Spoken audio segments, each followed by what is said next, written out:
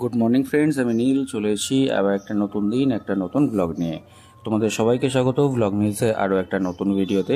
তো দেখতে পাচ্ছ সকাল সকাল রেডি হয়ে বেরিয়ে পড়েছি, তার কারণ আজকে লোকসভা ভোটে শেষ দফা ভোট আমাদের এখানেই। তো সেই কারণে আজকে ভোট দিতে বেরিয়ে পড়েছি। তো এই হচ্ছে আমাদের ভোটিং সেন্টার আর এই হচ্ছে আমাদের প্রার্থী লিস্ট।